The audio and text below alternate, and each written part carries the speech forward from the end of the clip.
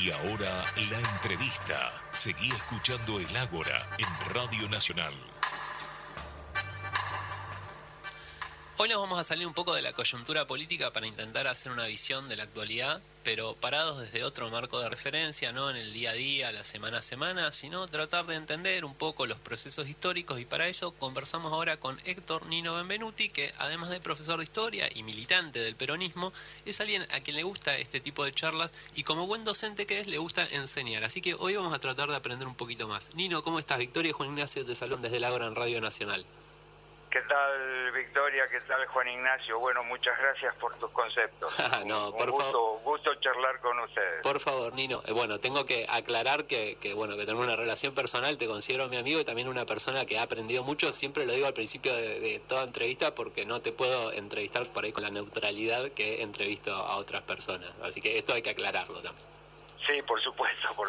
Sí, somos amigos, fundamentalmente somos amigos. Bien, Nino, la última vez que charlamos también al aire fue sobre los últimos días de la presidencia de Macri, si no recuerdo mal, y estaba el debate sobre cómo iba a ser la presidencia de Alberto, cómo iba a ser la gobernación de Axel, y qué iba a pasar con el Frente de Todos, ¿no? Como una nueva expresión histórica del movimiento nacional peronista en lo que es el gobierno, en la nación, en la provincia, luego de haber perdido justamente estos dos distritos de una manera inédita por la vía democrática. Así que me parece que acá tenemos algo para empezar a analizar en esto que decíamos de ver los procesos históricos y verlos en un marco histórico y no del día a día, que por ahí es lo que nos lleva al periodismo, digamos. Sí, obviamente. Sí, por supuesto que es así. Siempre que hay que mirar la historia en perspectiva, tenemos que mirar en retrospectiva para saber cómo fue para comprender el presente hay que saber el pasado, obviamente. Sí. Y debemos comprender perfectamente que en ese análisis histórico, la historia es dialéctica sin duda alguna, hay avances y retrocesos, marchas y contramarchas, corsi y ricorsi, diría Jean Bautista Vico, flujos y reflujos, y en este momento se está dando evidentemente por circunstancias de la pandemia, un reflujo de la derecha que no es casualidad, sí, que ha ocurrido en otras épocas de la historia y que tampoco casualidad siempre son los mismos sectores y los mismos grupos, inclusive con mismos apellidos, ¿no? Los sectores del establishment, los sectores de la oligarquía argentina. Sí. El otro día, los 65 años del 16 de septiembre del 55, sí, el golpe de Estado que derrocó al gobierno constitucional del general Juan Perón, alentado y apoyado por la embajada norteamericana y por la embajada inglesa. Eso está comprobado. Nino, te freno ahí para comentarte algo y preguntarte también tu impresión, ¿no? Porque siempre los sectores golpistas, los sectores del establishment, el círculo rojo, es difícil ponerle un nombre, ¿no? Pero sabemos de lo que hablamos, ¿no? Los dueños del poder real, digamos, han tomado diferentes nombres, se han presentado a través de diferentes partidos y demás. Pero ahora viste que aparece, y en este nuevo reflujo de la derecha del que vos hablabas, aparecen los libertarios, ¿no? Que es como de alguna manera pareciera que es un partido nuevo, se presenta como un partido nuevo, se referencian con Espert, con Centurión, que bueno, fue funcionario de Macri, pero de alguna manera hablan o se presenta como una tercera posición. Y sin embargo la palabra esa, el libertario, a mí me resuena un poco, ¿no? A revolución libertadora, esa cosa, ¿liberar de qué? Con un golpe de Estado. Esa contradicción, ¿no? Sí, hay una contradicción flagrante porque en realidad son liberal-fascistas. Sí. Son liberales desde el punto de vista del análisis económico, de las teorías económicas, clásicas o neoclásicas, llamémosle así, pero se apoyan en el peor de los fascismos, que es el fascismo de mercado. Sí, más que liberal conservador, liberal fascista, se podría decir. Son liberal fascistas. El neofascismo es eso. Son liberal fascistas, que no por casualidad el grupo neofranquista español, sí, el grupo de derecha Vox. También salen a la calle como libertarios en nombre de la libertad. No es casualidad esto está pasando en el mundo. Este reflujo de ciertos sectores de la derecha en medio de una pandemia mundial inédita, porque si bien hay comparaciones históricas con la peste negra, con la fiebre amarilla, bueno, muchos historiadores han escrito al respecto en los últimos tiempos sobre esto, pero el COVID-19 es inédito, ni los médicos especialistas todavía conocen su verdadera emisión, hay rebrotes en Europa, bueno, hay una situación muy complicada, no soy experto en salud para nada, simplemente lo que uno lee y escucha. En medio de todo esto hay sectores en Europa y en los Estados Unidos que precisamente en este reflujo de las derechas mundiales se vuelcan a la ultraderecha y adoptan posiciones racistas, supremacistas, fascistas.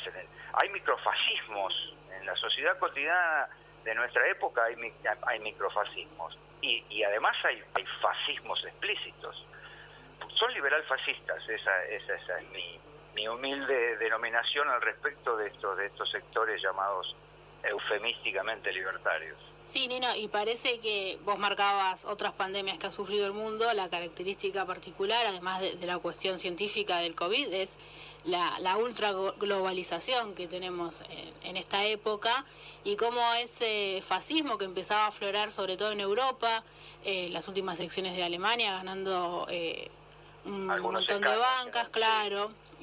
Bueno, Angela Merkel siempre lo remarca esta cuestión, lo pone sobre lo pone sobre el tapete como una advertencia, pero con la pandemia del COVID ese núcleo duro de ultraderecha que había surgido en Europa se expandió al resto del mundo.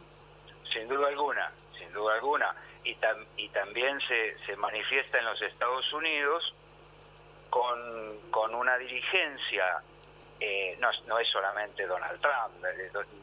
Donald Trump no es un loquito suelto, sino que es la expresión más visible de la ultraderecha republicana norteamericana. Bueno, recordemos Cambridge Analytica, Steve Bannon y el socio de Steve Bannon, aliados con los sectores evangélicos pentecostales, que son los supremacistas blancos, los sectores evangelistas, y bueno, el Departamento de Estado, y un montón de aspectos a considerar en la sociedad norteamericana, que se van a dirimir en las elecciones del 4 de noviembre, 3 de noviembre en los Estados Unidos.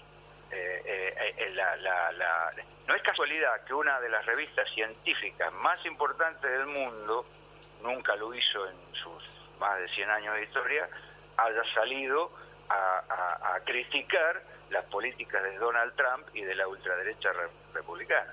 Esto es inédito en el mundo, lo leí ayer. Bien. No es casualidad.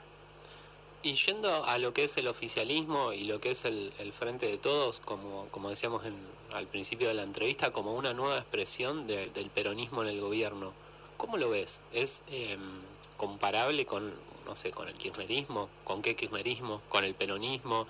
Digamos, porque viste que cada gobierno tiene sus particularidades y el peronismo ha tenido sus devenires y sus transformaciones.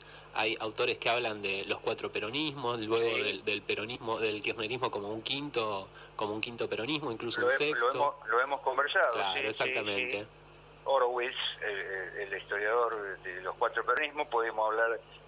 Bueno, yo entiendo desde mi humilde posición, lo explicó el otro día con claridad Alberto Fernández, no existe el albertismo, dijo con toda claridad, existe el Frente Todismo, el Frente de Todos es una alianza de distintos sectores del peronismo, pero también están incorporados, digamos, Forja, algunos sectores del alfonsinismo, otros sectores que provienen de la izquierda nacional y popular, que antes no habían sido identificados con el peronismo, pero que ahora fueron parte o son parte del Frente de Todos. Bueno, es una alianza en donde obviamente el peronismo tiene su núcleo central, y no nos olvidemos que la referenta, la conductora, la jefa principal de nuestra, digamos,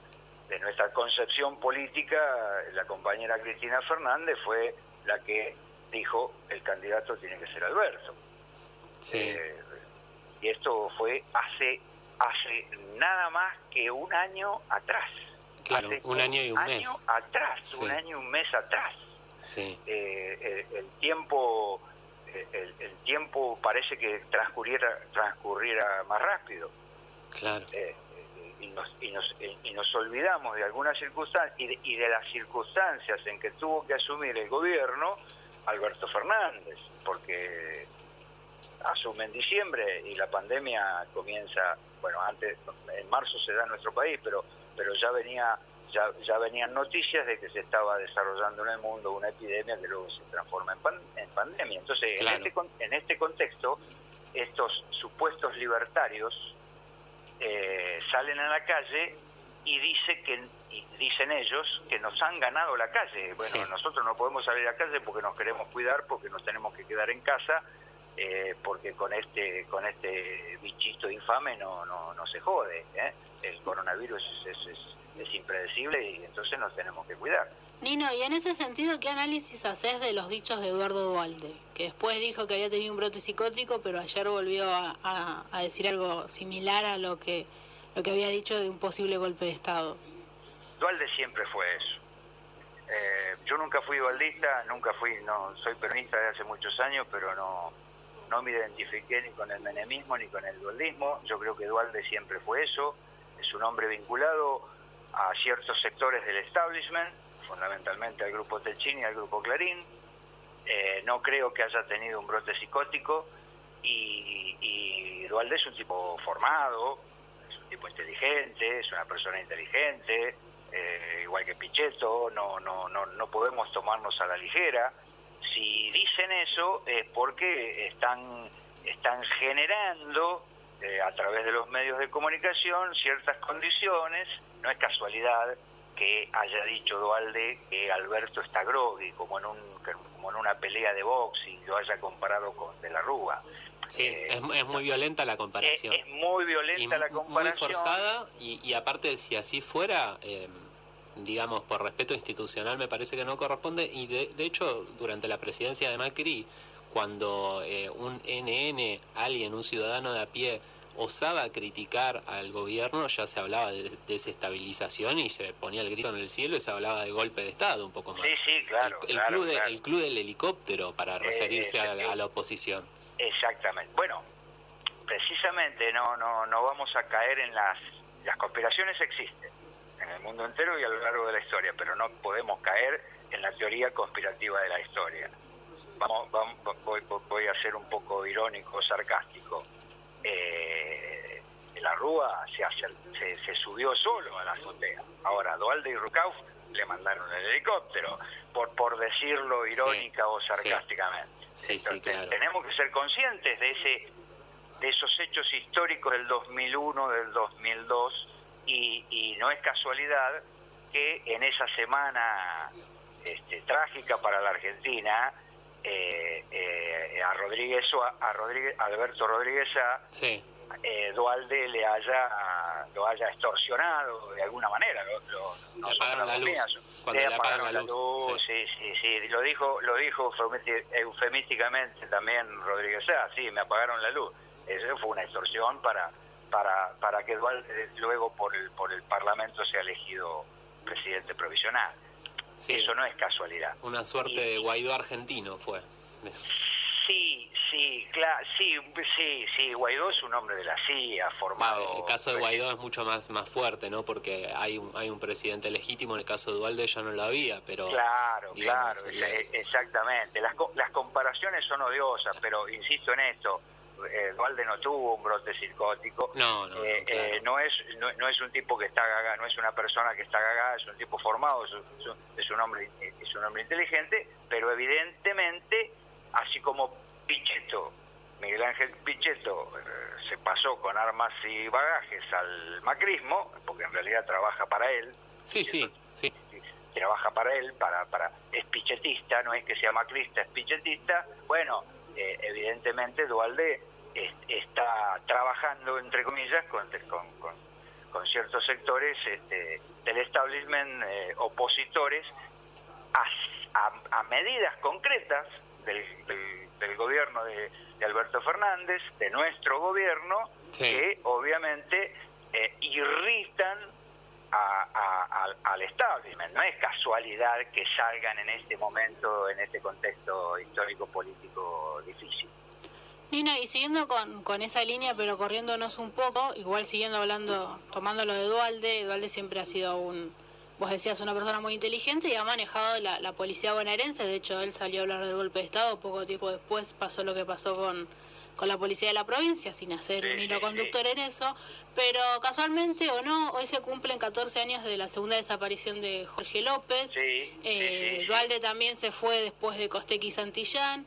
La última vez que nos encontramos, de hecho, en la calle, charlamos un poco del caso de Facundo. ¿Vos qué análisis hacés de la bonaerense en estos días y de las cuestiones de desaparición forzada en nuestro país y siempre, bueno, las cajas negras de la policía?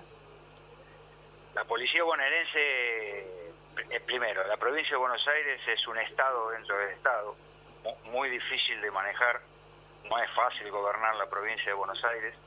La policía de bonaerense tiene 90.000 efectivos aproximadamente, o quizás más. Y dentro de la policía bonaerense debe haber policías honestos, seguramente, responsables y profesionales.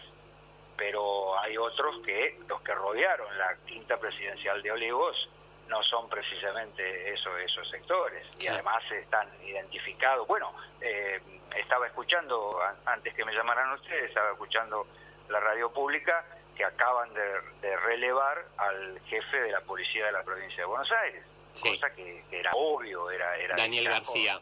Exactamente. Y asume Julio Poles. Exactamente, que era el segundo, ¿verdad?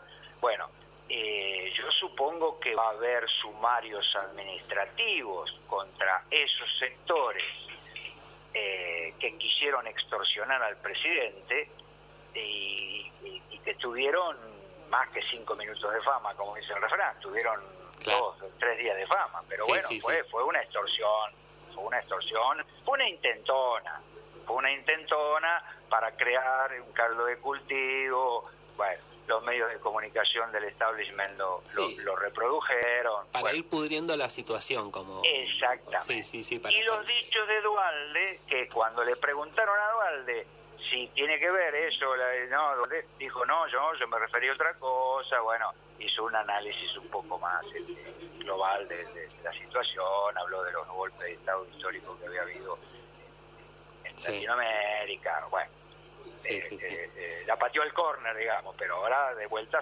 surgió. Entonces, esto no es casualidad, nada es casualidad, hay causalidades históricas, y obviamente que la derecha, no solamente en la Argentina, sino en toda América Latina, trabaja para desestabilizar a gobiernos nacionales y populares, algunos más moderados. El mismo Alberto Fernández se considera un moderado, lo es, un hombre de diálogo, lo es.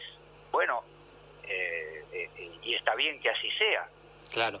Nino, está bien que así sea. Nos quedan unos últimos minutos y no quería dejar de preguntarte por la oposición, ¿no? Y la pregunta es, ¿quién lidera la oposición? Viste que está esta interna entre el ala dura, el ala blanda. Algunos dicen entre Macri y Larreta, otros dicen entre Bullrich, que sería como la especie de delegada con su rol de presidenta del PRO, y Larreta, que es quien en los hechos es el que ejerce poder político a través de gobernar el segundo distrito más importante del país. Pero la pregunta es esta: en este clima donde hay una oposición destituyente, o un porcentaje tan importante de la oposición se prende en estas maniobras destituyentes, ¿la oposición se lidera o se conduce a través de la política o no? Yo creo que Rodríguez Larreta es un hombre inteligente, es economista, fue funcionario en el gobierno de la Rúa. María Eugenia Vidal trabajó en el PAMI con él. Sí. Yo creo que hoy por hoy la oposición democrática, llamémosle así, la va a liderar Rodríguez Larreta, porque además de ser el jefe de gobierno de la CABA, de la Ciudad Autónoma de Buenos Aires, tiene poder de gestión. Él dijo, ayer creo que lo dijo, hoy a la mañana, que es un hombre de diálogo. Uh-huh.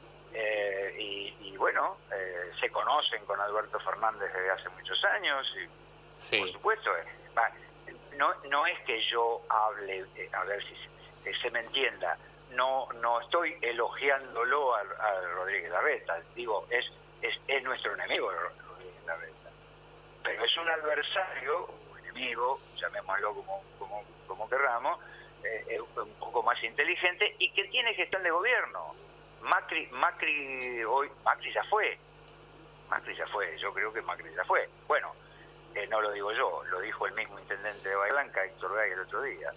Sí, a mí sinceramente, Nino, me queda la duda de si finalmente todo lo que es Juntos por el Cambio, la oposición, se va a ordenar desde la política o no se va a ordenar desde la política. Inicialmente no se ordenó desde la política, se ordenó desde los medios, porque la unión, el que fue Cambiemos en 2015, fue un armado mediático más que político. Creo que se vio durante los 4 años de gobierno, donde gobernó un sector y el otro acompañó, y cuando podía levantaba la mano, y me refiero al radicalismo, ¿no?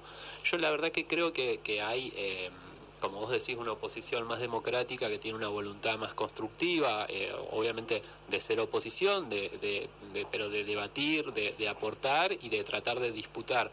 Y después tenés otra que no.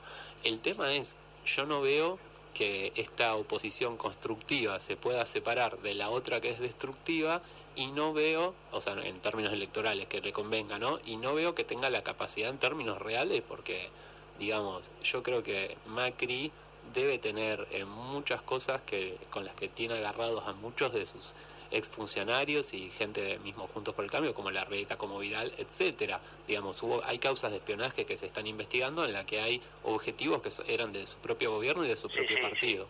De hecho, en el Congreso ganó siempre la dura, nunca la blanda. Sí. Es verdad. Lo que pasa es que estamos haciendo futurismo y eso es una interna, primero, es una interna al interior del radicalismo, de la Unión Cívica Radical Oficialista, digamos, porque hay radicales que se fueron del radicalismo. Bueno, Alfonsín es embajador en España. Sí. Otros sectores, y lo dijo con toda claridad el otro día en el reportaje que le hicieron en C5N, uh-huh. Al interior del radicalismo y también al interior de los sectores más digamos, más conservadores, más pro. Eso no lo sabemos, eso no lo podemos saber. Sí sabemos que hay una interna muy dura, porque están pensando, esa gente está pensando en las elecciones legislativas del 2021, y bueno, ahí va a haber una interna feroz, me parece. Sí, por supuesto que los sectores del establishment, los sectores económicos, bueno, el grupo Clarín, el grupo Techini, los sectores económicos influyentes son los que mandan. Esos son el poder económico. Y en estos momentos se están jugando también, desde el punto de vista político y económico, cuestiones claves como la del dólar blue, o la del dólar paralelo, o el dólar ilegítimo, y no recuerdo en este momento quién lo dijo, también lo leí ayer o hoy a la mañana. Uh-huh. Eso también son sótanos de la democracia. Sí, seguramente. El dólar son también sótanos de la democracia.